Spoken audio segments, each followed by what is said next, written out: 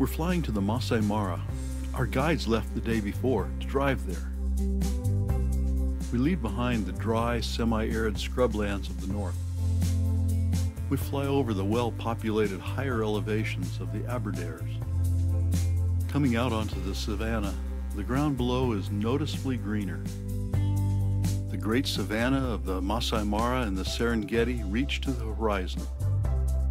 We fly over the Mara River. Our destination is the Mara Serena airstrip to meet our guides. They take us to Serena Safari Lodge, perched on a hill overlooking the savanna. Built in 1971, the place is more 1970s California than Africa. This is comfortable, but we're already missing our tents. We're here to witness one of the great natural migrations. Each year, 2 million wildebeest and other animals move from the Serengeti in Tanzania to Kenya's Masai Mara and back again. Nowhere is the cycle of life more evident than in this movement in search of better grazing lands and the predators that follow the herd. In January, the herds are in the southern Serengeti and it's calving season, and the long rains start. The rainy season continues until May. The savanna grasses grow lush and the herd eats their way west into the Serengeti. May and June are mating season, and the dry season begins.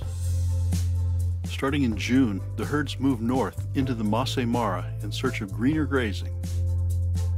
By September, the herds are feeling the urge to head back south. In October and November, the short rains replenish the grasslands of the Serengeti. December provides a short dry spell before the cycle starts again. And so this cycle of rebirth continues year after year, paced by the African rains. We are on the south side of the Mara River, hoping to witness the most dramatic and hazardous part of the migration, the crossing of the Mara River. The banks of the river are steep. It's easy for the wildebeest to fall and break a leg or suffer internal injuries, especially when overrun by the rest of the herd. Crocodiles are waiting for the new calves and the infirm as they swim across the river.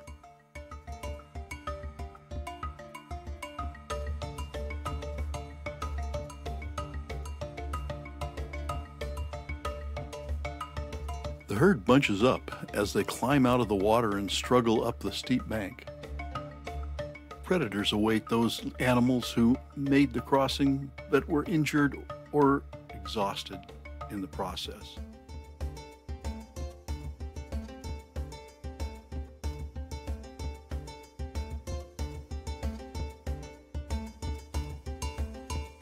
So the lions and hyenas can feed their cubs, and the cycle of life continues.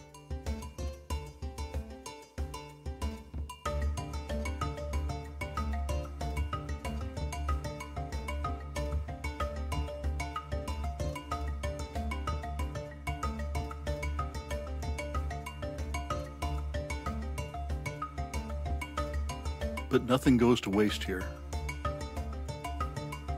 After the lions eat their fill, the hyenas take their turn.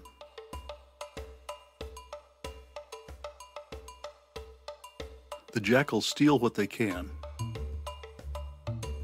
and the vultures and the marabou storks wait to clean the bones.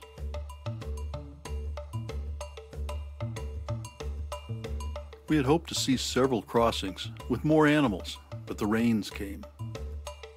The wildebeest seemed to sense that the rain would make the crossing much more dangerous, if not suicidal. Wildebeest aren't the only participants in this annual migration. It's estimated that 250,000 zebra also make the migration.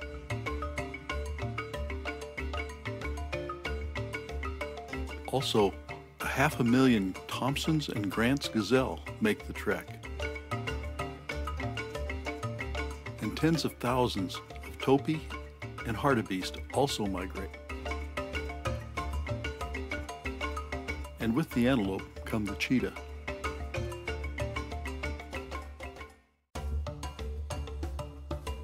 They're also permanent residents of the Masai Mara, like this African buffalo. The giraffes that make the Mara home are a different subspecies, appropriately named the Masai giraffe. Their pattern is markedly different from the reticulated giraffes that we saw up north. Hippos seem to sleep the day away in the Mara River or on its banks. But hippos graze on land, especially at night. The elephants are happy here in this endless sea of grass. For the lions, this is their busy time of year.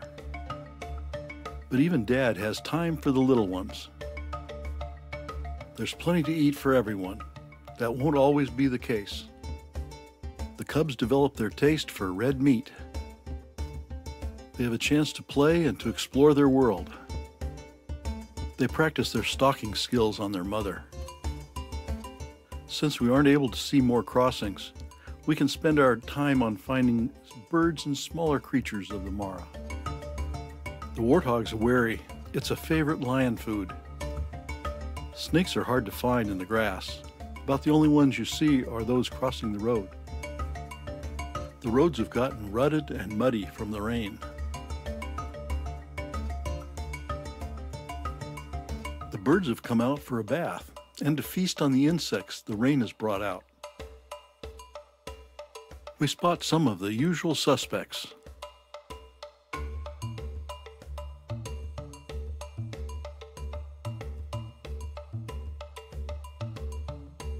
And we find some new ones adapted to this grassland environment.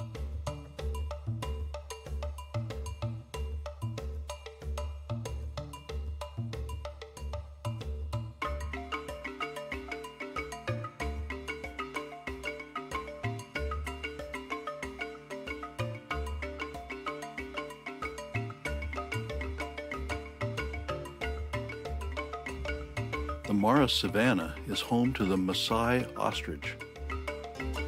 In addition to the Mara River, there are semi-permanent ponds that attract aquatic birds.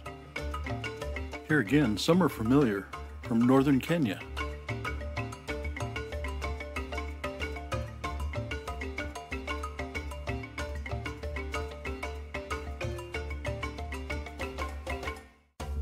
But some birds around the pond are new.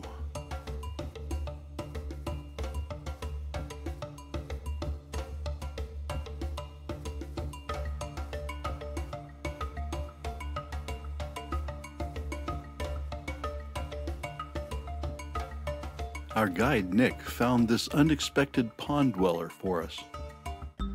Not all birds are pretty, but they are functional.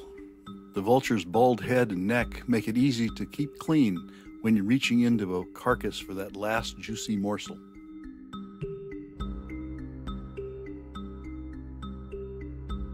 Rappel's vulture is considered to be the highest flying bird. One was ingested into a jet engine at 37,000 feet over the Ivory Coast. Some birds tag along on the migration, eating insects off the coats of zebras and wildebeest. Driving through the savannah, we found several burned areas. The guides insisted that they'd been set on orders of the Tanzanian government to stop the migration and hurt Kenyan tourism. Several birds were foraging in the burn for barbecued insects, rodents, or snakes. One big plus for the rain was that the gathering clouds in the afternoons made for great landscapes.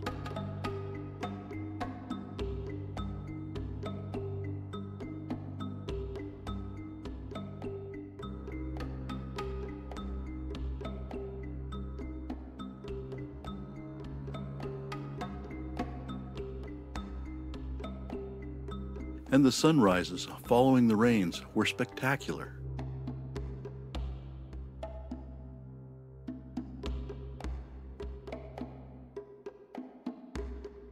Our last morning at Serena Lodge is no exception. We're up early. Today we crossed the Mara.